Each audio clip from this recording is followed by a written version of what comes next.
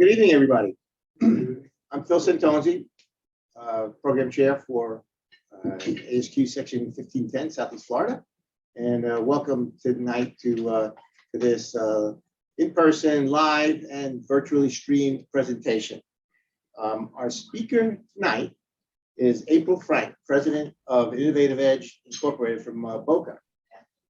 And April specializes in organizational training and consulting in leadership, development, emotional intelligence, managing change, strategic planning, team effectiveness, and resilience. She coaches and works with leaders and teams to increase coherence and improve performance.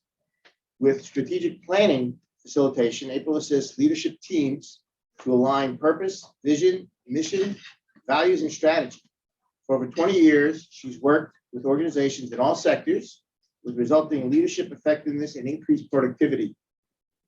April is accredited by the Hay Group, Korn Ferry, and administers the Emotional and Social Competence Inventory Assessment, which is authored by Goldman and Boyatzis, and the Leadership Competencies Portfolio.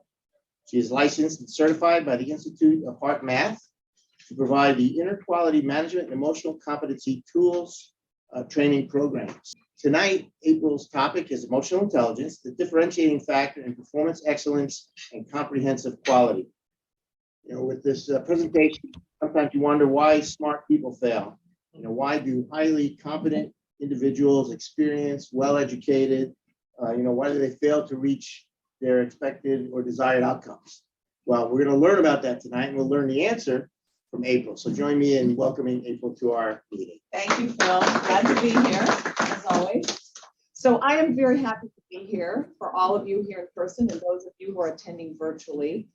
And what I am presenting tonight is, I need the clicker, actually, didn't get the clicker from you, we have about an hour. The handout that you have, you see it says Florida Sterling Conference on it.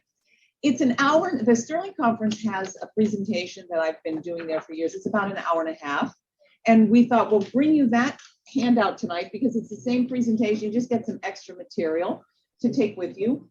And the actually the handout is for 2.5 hours. and it's even longer than that. So you get a little extra information that I think you'll have as a resource to go back and see what we can cover tonight in terms of these objectives. In understanding what emotional intelligence is and isn't, discuss 5 competencies and their relevance to the role that you have, understand the relevance of EI in performance, resilience, navigating change, and look at some of the neuroscience. And I'd like to actually have you begin with a handout, another handout that you have. And it looks like this. It's got emotions listed on it. Do you see that handout? And I'm going to ask you to think about something you've done, an action you've taken, a decision you've made, and later you came to regret it. Or maybe you deemed it was ineffective or short-sighted. You might even call it stupid, all right? Think of a time when that happened and write down on that line 1 or 2 emotions you were feeling when that happened. And on the page, it's got an array of emotions there listed for you. So see if you can think about one of those experiences and identify the emotion that you were experiencing at the time. My bet is it's going to come from most likely what's on the left side of that page. And now we're going to go to, so part B is the opposite. Think of a decision you made, an action you took, something that you believe was effective, productive, creative, innovative, generative, and see if you can identify 1 or 2 emotions you were feeling at that time. And we're going to be coming back to this a little later. I want to start with your awareness of what emotions you were feeling at a time when you had a productive thinking process and an unproductive thinking process. Tom started off our icebreaker tonight with appreciation in that side, yes. And he talked about the neuroscience of that. Well, we're going to look at actually some of that. And Tom and I did not team up, so that's just flowing. So What the quote on page 3, by the way, throughout the presentation tonight, there will be a page number at the bottom of the slide most of the time, and that should correspond with your handout page number. So a quote from Daniel Goleman in Working with Emotional Intelligence is that in professional and technical fields, the threshold for IQ for entry in the field is pretty high. It's already in 110, 120 IQ. So since everyone is in that top 10%, it doesn't really differentiate much in terms of one's performance, in terms of one's capacity to differentiate what they're contributing and adding value to a team or to an organization. And so what we look at then is where emotional intelligence does have that ability. So what the research shows is that for star performers, for top performers, in all jobs, every field, emotional competence is twice as important as purely cognitive abilities. And this is from studies of over 40 companies. And when we get to the highest positions in leadership, it's really virtually entire advantage. And then the next slide is when in senior leadership positions, that 90% of the difference in distinguishing outstanding star performers was in the emotional intelligence competencies that they have. So it's helpful to understand a little bit about the neuroscience and what's happening there, because this is key to the advances that have been made in the research around emotional intelligence understanding and building and developing it. So on page 4, you see this illustration.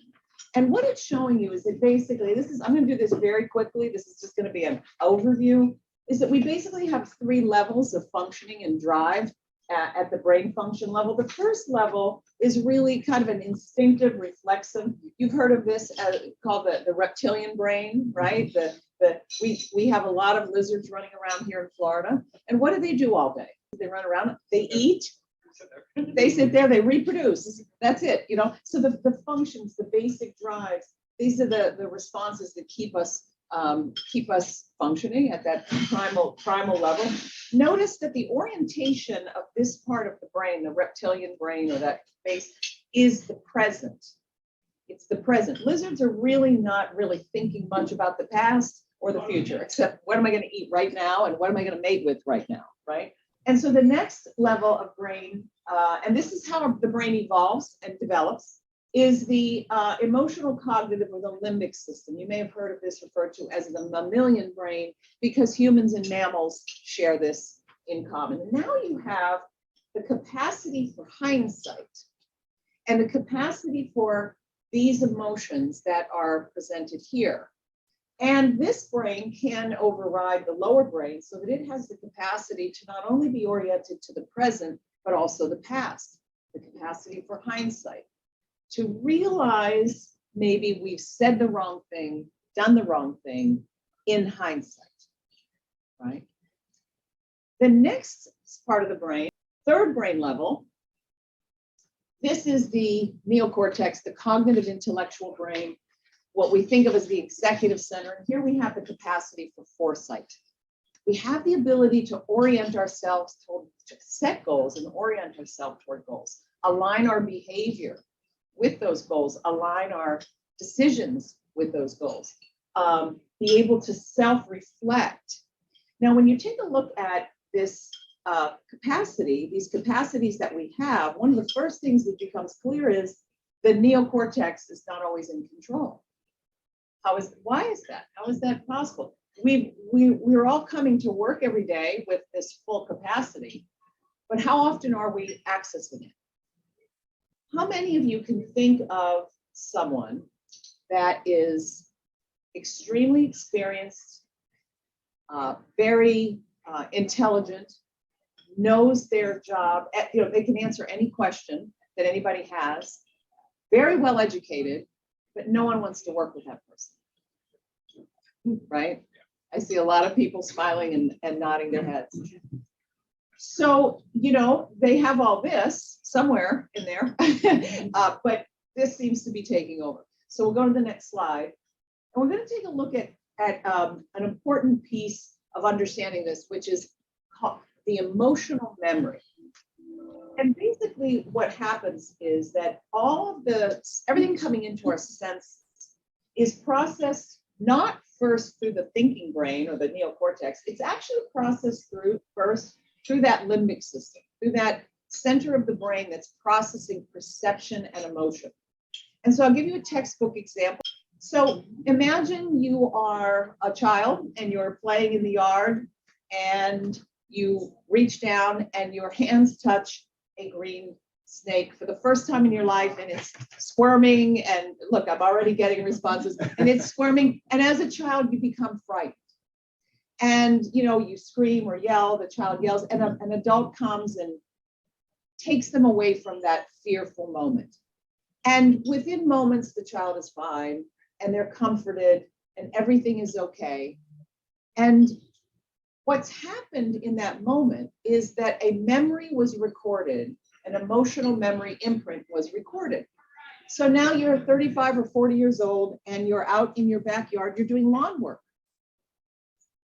And you reach down to do some lawn work, pull some weeds. And the next thing you know, you put your hand on a green, wet, curvy object and you jump 10 feet in the air. And then you feel like a fool because it's a garden hose. It's not a snake.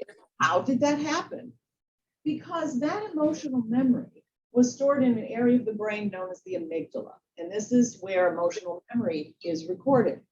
And it's not necessarily accurate. It's designed for protecting us. Just give you enough of the surface information to get you to fight or flight, right? To get you to move. And so what happens is that in milliseconds, the accurate perception reaches the neocortex. This is a garden hose. It's not a snake.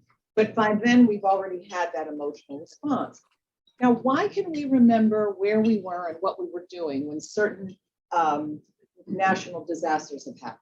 The Columbine incident, the Sandy Hook, the 9/11 when the shuttle, we can remember where we were and what we were doing, but we don't know what we had for lunch 4 days ago, unless that lunch was a significant celebration or with someone of importance to us emotionally. And so the understanding that emotional memory, think about when an email arrives and you haven't even opened it yet, but you just see who it's from, or the subject line, and you feel that response coming in. What do you think that's doing to your perception and perhaps your capacity to process and effectively respond to that? So these are just some basics to understand as a foundation. So we now look at that what the amygdala is doing is it's assigning emotional significance and the role of emotional significance in our interactions with others. So here you see two people at work going over some paperwork. And perhaps one of them is giving feedback and saying, well, I would do this differently, or I see it differently, or I would use it differently. By saying that, one or the other might feel power struggle inside, when in fact it's just a difference of opinion. Now, of course, tone matters. Doesn't tone matter in that kind of an interaction? But this is just a sample of how that quickly emotion comes to the forefront and can interfere with reason and the most effective interacting. So we'll look at some common things. What are some words or statements or tones that might be a trigger for you? Think about that. Think about that. Is there some way in which someone you interact with may particularly say something, or the phrases they use, their tone of voice, and that now becomes the response, the basis for response that you might then go into a protective, right? A reactive response. These are the top 5 amygdala triggers in the workplace that were gathered by some folks that in a quotation from Tony Schwartz in Daniel Goleman's book, The Brain and Emotional Intelligence. Condescension and lack of respect, being treated unfairly, feeling unappreciated, feeling that you're not listened to or heard, or being held to unrealistic deadlines. Think about how that can play out in an organization, and in particular when there's a lot of change, when there are a lot of change initiatives going on. People will tend to feel these things more so or more frequently, and these will cause those responses. So 90% of what's been understood about the brain has really happened in the last, this is actually like 25, 30 years now. And our new field came into development called social neuroscience. And this is really the neuroscience when they look at what happens, not in one brain at a time, but in the brain when people are interacting. And what's happening in that social interaction in the brain. They've discovered a lot more than we can go into in the time we have today. But one key thing is the understanding that they discovered something called mirror neurons. Anybody heard of mirror neurons? Raise your hand. Okay. So they were doing research in Parma, Italy, and they were just looking to see which areas of the brain lit up in monkeys when certain muscles were moved. They were trying to map that out. And one day there was something that was confusing going on because the monitor showed that the monkey was moving its right arm and the monkey was just sitting in the lab doing nothing. And what happened was the monkey was actually watching through the window one of the researchers that had taken a break and got an ice cream cone. And each time the person put the ice cream cone to their mouth, moving their arm, that activity fired in the neurons of the monkey's brain. So fast forward, what was discovered is that when we, as well as monkeys, observe another action, our brain starts to map out the pattern for that in our own brain.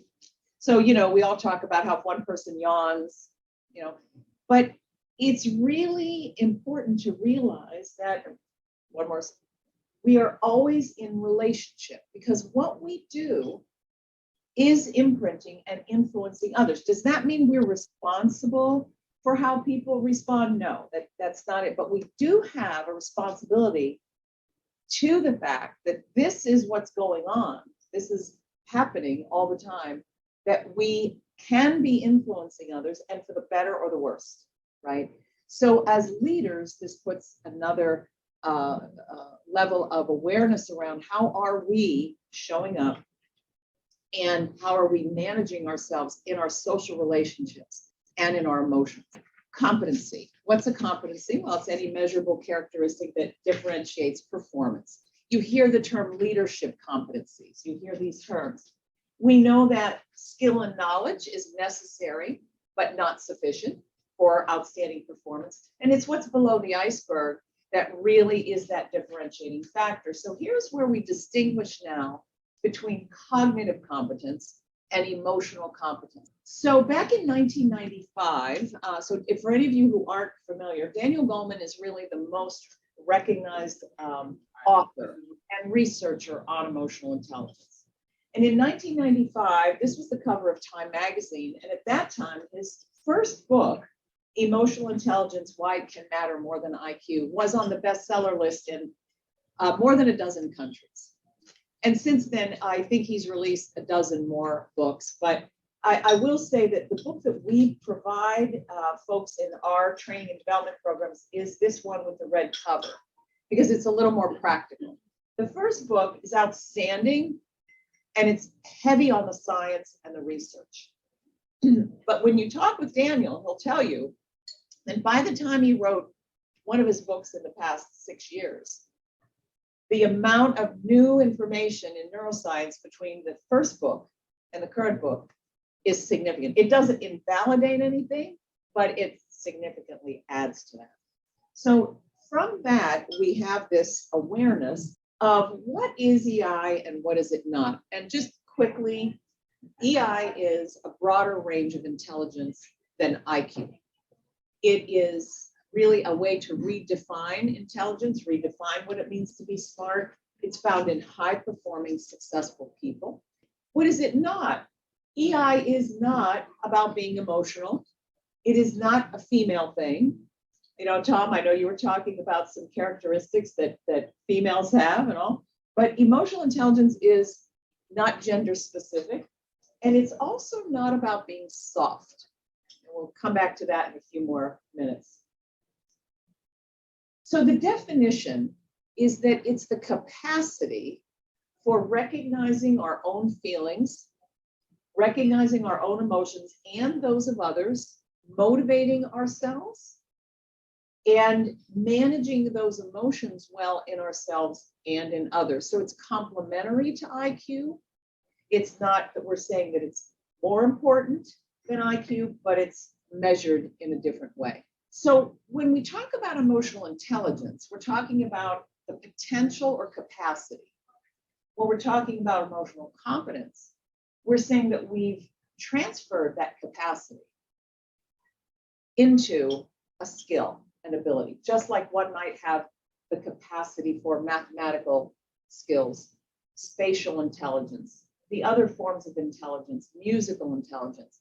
You have that capacity, but you turn it into a competence. It can be measured and applied. So from there, we are going to look now at what are the emotional intelligence competencies. Here they are: self-awareness, knowing what we feel, why we feel it, regulating our emotions, motivating ourselves, which is really a subset of regulation. And then we get to social awareness, empathy, understanding others, what their needs are outside of ourselves. And then the capacity to build and function well in relationships with others, social skills. So the way we look at this in a model of awareness and actions, or awareness and behaviors, is the self-awareness. We have the self-competencies and the social competencies that apply to others. And on the next slide, we're going to look at the behavioral. What does this look like behaviorally? And if we were going to measure these in a competency assessment. So on page 10, you see these are listed, and then you have another handout that we're going to be working with in just a moment that has this slide up in the top corner, and then some more detail that will help us in our discussion. So if we take a look at this, now we see what this really looks like in the workplace, what this really looks like in relationships with others. So what we're going to do now is we're going to take a little time and discuss each of these competency blocks or clusters. So Phil, can we go to the first slide? This is going to be on self-awareness. And this is just a little cartoon. I'm not sure if you can all read that. Dog group therapy. So one of the members says, you're telling us you're miserable and that you hate your life, and yet you're sitting there wagging your tail. Frankly, I'm confused. And the dog says, my tail is wagging. Right. So this is like feedback, right? Feedback in the workplace. Oh, I didn't know I was doing that. So self-awareness is knowing our internal states, our preferences, our resources, and our intuitions. The question I'll put to the group, and we're going to go through all 5 of the competencies, is why is self-awareness and any of these elements, these behavioral competencies, why is this important in the role you have? And what happens if you don't do it well? Why is this important in being in a role of influencing and leading in quality? Managing change. That's the first step. Yes, the awareness is we can't control what we're not aware of. Sometimes it's not that we're being negative or reactive. We might be being too passive. There's another side to that, right? So raise your hands if you have felt any of these emotions that you see on the right slide here in the past 5 days at work. Okay, now keep your hand up. Keep your hand up if you felt any of these emotions in the past 2 days in your work. That'd be yesterday and today. Okay, keep your hand up if you felt any of these emotions let's say this afternoon, since you left. So what this is it's just the awareness that, there's used to be this thing, leave your emotions at home, you don't bring those to work. Well, they just are. We have these emotions and they have effects on us, and it affects our performance. It affects our leadership. It affects our focus. So now we get to the next step that you were referring to, and that is we can't regulate our emotions if we don't have awareness. So self-management is managing our internal states, our impulses, and our research. So here we see 7 behavioral competencies within self-regulation. I'd like you to take a moment and skim those, and let's ask that question again. Why is this competency important in the role you have, and what happens if you're not skilled in it? Notice that emotional self-control is key, and that's the one we tend to think of first, but there's more to this. So in your roles, in that your roles, your title, what you do every day, where is resilience? Where is adaptability? Where is accountability playing that critical role? If we're in that second brain level, that reactive brain level, under the pressure of the things that we can't control, the changes, how innovative are we going to be? That capacity to see the bigger picture, to step back, looking at things from that broader perspective, connecting the dots, as we say, right? And so in that regulation of the emotion, we're able to then get into a more, I'm going to use the word coherent, I'm going to talk about that in a moment, a more coherent capacity of looking at the challenges so that we can rise above and see innovative, creative ways to navigate it. And that has to do with how we communicate as well, not just how we are managing within ourselves. So unmanaged emotions can make smart people stupid. Phil referred to that in the introduction. There is a tendency, though, to think of this always in these reactive, defensive, divisive, destructive, in that kind of a response. But I want to talk a little bit about avoidance. So not everyone is reactive.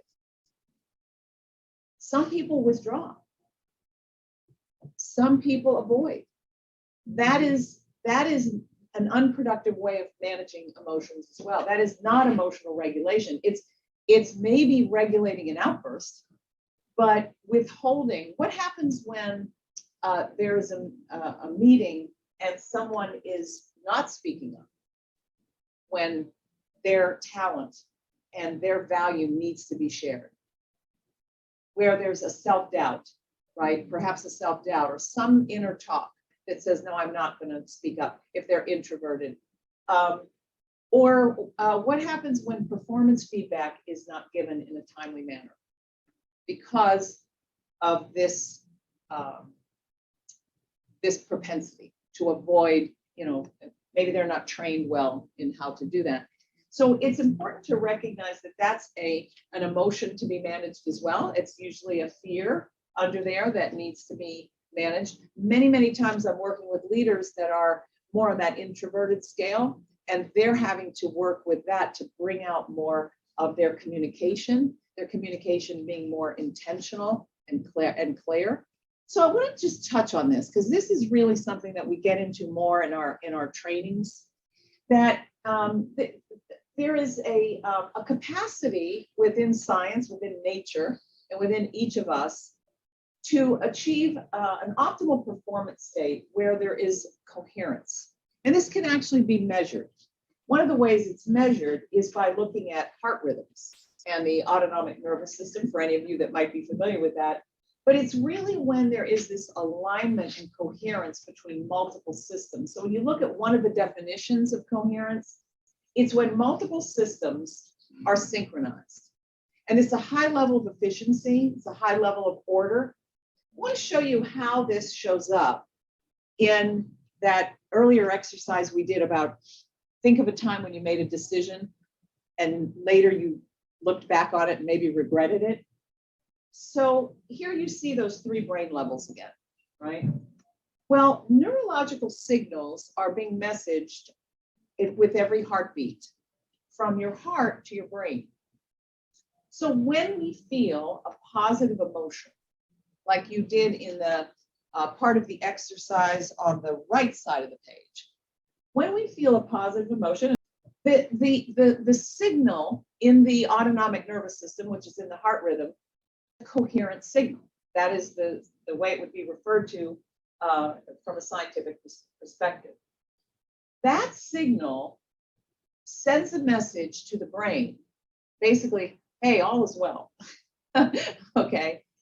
And it creates in the brain what is called cortical facilitation, meaning we can think clearly, we can think straight.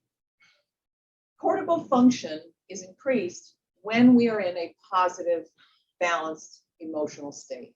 When we are in a negative emotion, for example, frustration, the signaling is chaotic, it's incoherent. It's like the 2 sides of our nervous system are fighting with each other, like driving a car with 1 foot on the accelerator, 1 foot on the brake. And when that signal is sent from the heart to the brain, it gets back to that earlier slide, an emotional hijacking, an amygdala hijacking. It's basically saying there's something wrong here, fight or flight. And there is where we have that emotional response before the neocortex response. And the incoherent signals coming through are known as creates what's known as cortical inhibition. So this could be the neurological explanation for the expression, I was so upset I couldn't think straight. Right? We all know this. We know when we're not thinking at our best. But to recognize that actually what's happening down here is that you've got this heart-brain communication going on. And that the good news is that you can learn how to interrupt this process and often reduce it. Now, I want to show you, this is an exercise, if you can see this, of a group that I was training recently. And they had a longer training, and they learned a tool that you can do in less than a minute to go from this to this, to move from this, when you feel this, over to this. And so we did an exercise in the class where I asked everybody to write down something that was recently on their mind that was causing them to feel some concern, and write down the emotion that you felt or you're feeling about that. And so everybody did that. And then they used this tool, and within about 30 seconds, I had them write what their coherent thinking was about it. And what you see here on this flip chart is these are all of the responses of the first emotion that they were feeling. And here is what their coherent response was within less than a minute by practicing this tool. So which column would you say is more reflective of the workplace on a day-to-day basis? Okay. Or the team, and hopefully we're certainly not implying that you guys have broken teams or anything like that. But when you think about the capacity here, what kind of capacity are we bringing here or here? And we can go from here to here within less than a minute when we're trained in how to use some of these tools. So those are called coherence building or coherence training tools. So another issue around self-regulation is that the health consequences. There's study after study now that unmanaged reactions to stress, which is those emotions, is more predictive of illness in some cases than cigarette smoking and a high cholesterol diet. So we want to pay attention to how these emotions is really affecting us. This comes from Tony Schwartz. We're in a pure state of overload. It's not simply psychological, it's physiological. The rhythms of our lives are set by the technology we use, not by natural rhythms. Anybody feel that? We're in digital time as opposed to biological time. which means we're not living according to the rhythms of human beings we're designed to follow. Our bodies are not designed to function in the digital world that we're in. So people do feel it across the board, and it's unprecedented because of the rate of change. So this isn't gloom and doom. It's simply being aware that this is how people are feeling. And the cost in productivity to organizations, the cost in innovation, the cost in, if we would go back to that slide earlier on what brain level are we bringing to the workplace more than 50% of the day? Is it a cortical inhibition, brain response, or is it cortical facilitation?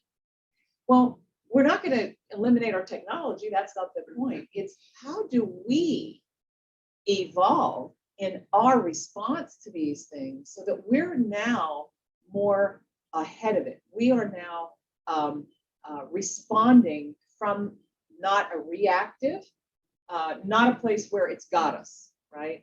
But we're bringing more of our heart and mind fully to our interactions and to our deliverables. So now we've been talking about self-awareness and self-regulation. Self-motivation is a subset of self-management. And here you see achievement orientation, initiative, positive outlook, optimism, and commitment. I think these are pretty self-evident why they're important. Right? Perhaps what happens when some members of the team are feeling down and the leader is able to summon that optimism and bring the team up. So I have an empathy story that I love to tell because it's a true story. And this was a company where once a month the CEO would do a town hall meeting, and they had a very large facility, and a lot of the employees could be right there, and the rest would come in virtually. And this CEO had a fabulous sense of humor. And so every time he would walk up to the podium, start the meeting, he would crack a joke, or he'd have this great, disposition, and everybody would be uplifted. But there was this one day where he walks up to the podium and he's very demure, he's quiet, looks very serious. And he just walks up and he stands at the podium and he doesn't say a word. And everybody starts to kind of quiet down and realize something's different today. And he starts off and he says, I have a very important announcement to make. As of last night, through a board decision, we have been acquired by, and he named their top competitor, another company. And effective this morning, we report to them, essentially. And he says, I really don't have much more I can tell you in the way of announcements. Some of you will have your jobs, and there will be some reductions, but we don't know yet what they are. And we'll have more information, we'll share with you more information as soon as we can. And he stopped talking and he just stood there. And after about a minute, because everybody's like, in shock, he said, excuse me, I have to correct, there was one error in my announcement. We acquired XYZ company, and their employees are hearing this announcement this morning. And I wouldn't want any of you to forget for a moment what it feels like to hear that. So he knew they were going to be working together substantially. And he brought them into the empathy of what someone feels like when they find out that is going to be, their work life is going to change radically. Here we have awareness of others' feelings, needs, and concerns begins with empathy. Just the feeling of that. In our larger trainings, we have a whole day and a half plus coaching just on empathy, building that competency. Feeling that, but understanding people's preferences, understanding what we don't just, maybe we disagree, but we understand it. And then we have attunement, service orientation, social savvy or social cognition, organizational awareness, and leveraging diversity. So let's talk about this a little bit. Why is this important in the role you're in? And what happens when this is not demonstrated in a consistent way? When you're working with a team, every single person is a small gear and all of this big organization. But when you have somebody that is not moving in the speed that we were pretending or we intended that everybody is going forward, Yes. and somebody is not achieving that thing, if you're not empathy, if you don't understand what's going on with that person, or at least you don't try to get that communication, get the feedback, you are bringing chaos to your case because you are forcing somebody to do something that maybe they are not ready to. And it's going to create a very bad environment in your team. And now it's not going to be only 1 year. It's going to be all years that they're not moving, and you're having a big trouble because there's no communication, there's no effort, there's no teamwork. And now what happens when that team has to work cross-functionally with another team? It's going to, again, it's bringing chaos to chaos because everything is spreading into the other team. Or maybe the other team will have a big expectation and say, hey guys, what's going on with you that you're not moving forward, and you're not doing the thing that you're supposed to be doing. Then resentment comes and then start a fight. Exactly. Now we have the resentment and we get back to the lack of self-regulation. And then there's no, by the way, again, there's so much we can only cover tonight, but there is another model that sits on top of the competency model that I showed, that's team EI. So what does this emotional intelligence model look like when you look at it as team behaviors, team self-awareness, right? The team's awareness of how it fits into the organization and how it's interfacing. So it does multiply. Thinking also about the customer of your customer, right? And when one of the things we teach is, are you looking at all of the stakeholders and what understanding each stakeholder's perspective? What is the perspective of each stakeholder as they look at their priorities and where are they in their value chain, right?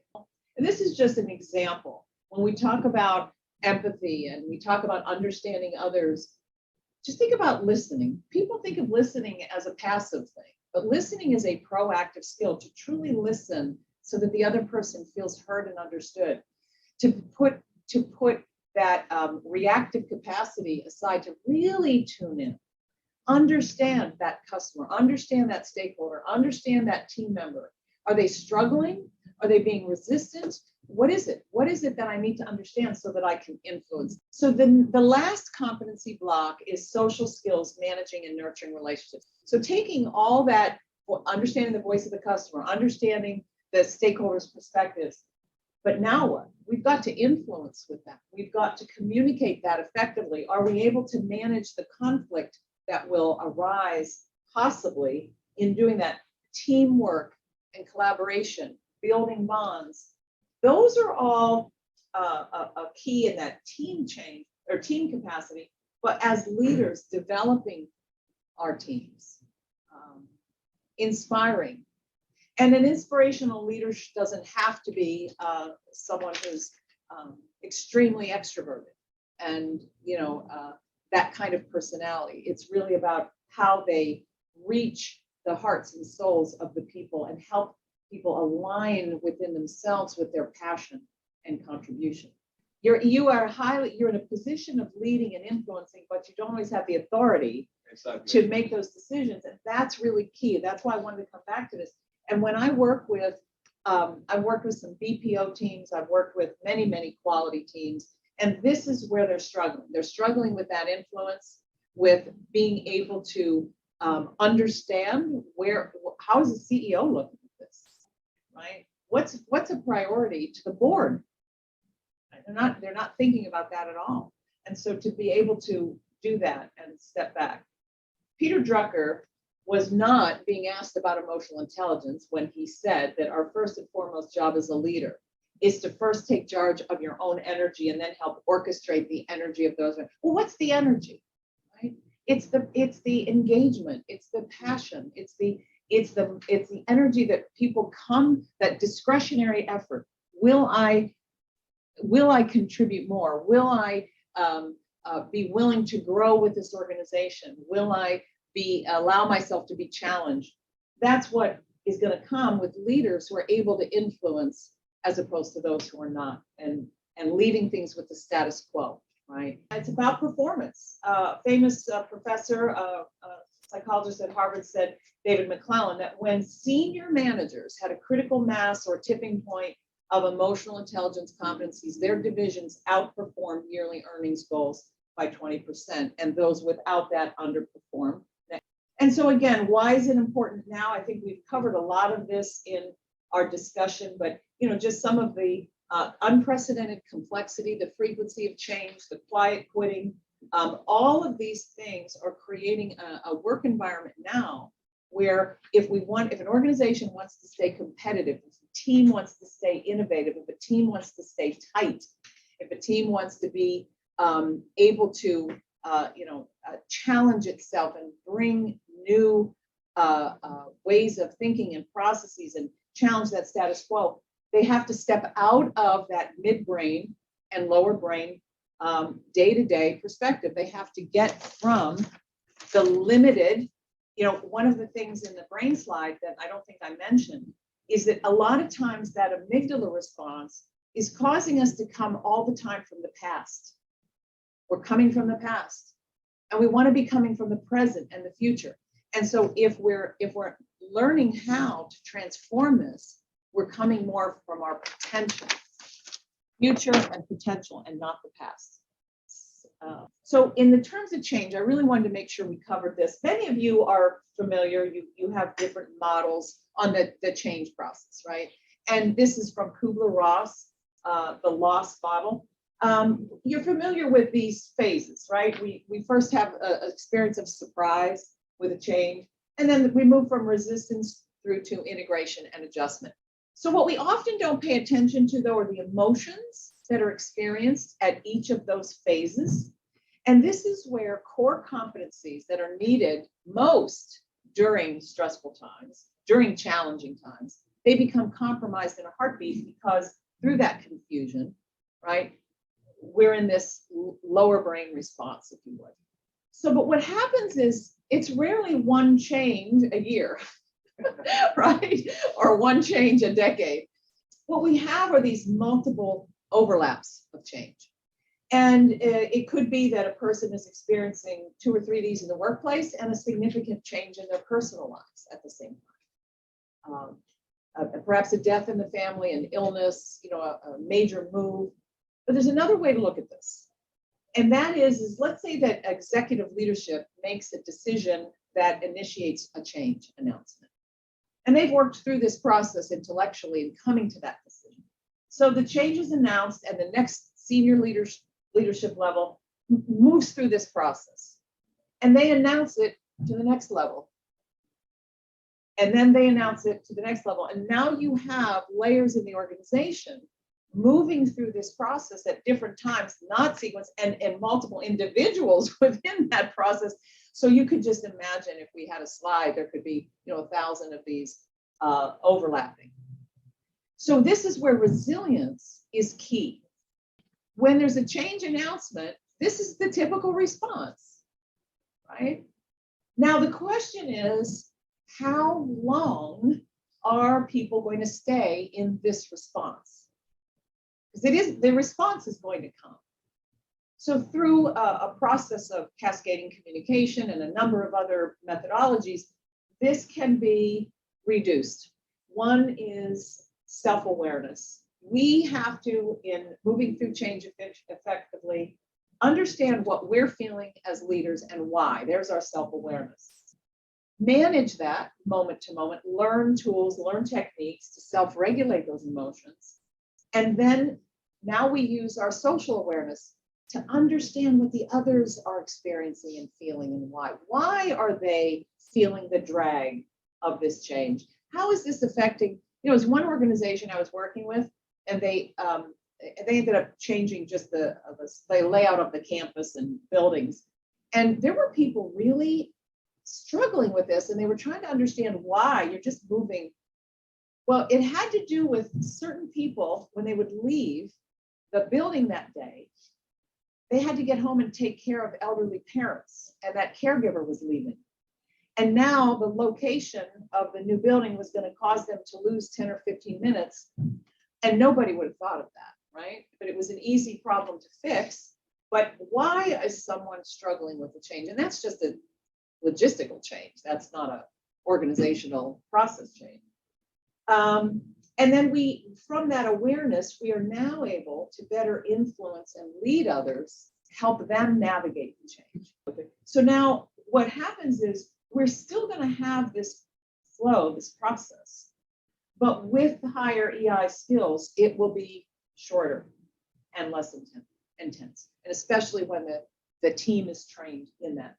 So page 18 just does a little comparison to remind you that we're not saying that EI is more important than IQ. It's simply saying that it's that differentiating factor. And with our time that we had tonight, there is more information so that we can develop EI, and there are some best practices in doing that are presented in the back of your handout. Hebb's law, neurons that fire together, wire together. Whatever we do repeatedly becomes that neural network. And so we can continue through neuroplasticity to grow, make new connections, learn new behaviors, learn new response systems. And the information in the last part of your handout is presenting some best practices in doing that. So, and I am absolutely available to answer any questions after the session. Reach out to me. My contact information is actually on the inside of the handout and the last slide, and I think on the front. And I'm always available to answer questions. So it's been my pleasure. Thank you very much. And I look forward to seeing you all at a future meeting. Thank you. There is a book, Six Sigma Master Handbook. There is a section about training. We also talk about emotional intelligence and the importance of analyzing and measuring the training needs. Yes. So let's say that it's a training needs. So how you can analyze and measure or evaluate the result of this training, because the objective of most of the training is changing some behavior on the job. Yes. So how you analyze and decide, okay, this is the training the people in my organization need instead Yes. of the. So some of that is addressed in the back of the handout, but you're bringing up something that's very important. There's a lot of training out there that's being done called emotional intelligence training, and it's teaching some wonderful material. It's teaching meditation, it's teaching some wonderful practices, but it is not a performance-based training. So what we're doing is building emotional competency that is tied to performance improvements. And so we do pre and post measures, and there's a few different ways we do that.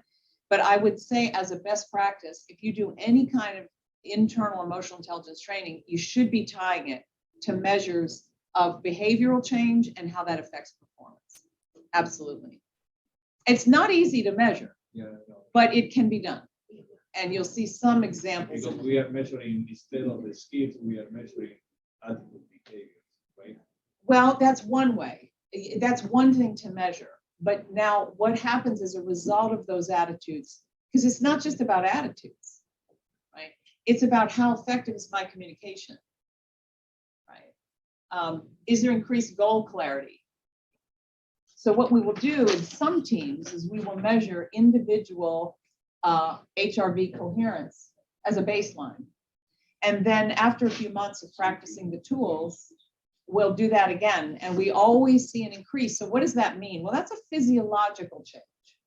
There are health benefits to that, which is in some organizations, they're actually looking for that from a wellness measure and a resilience measure. But what we're really looking for is what else is happening? Is more getting done in meetings in less time? Right?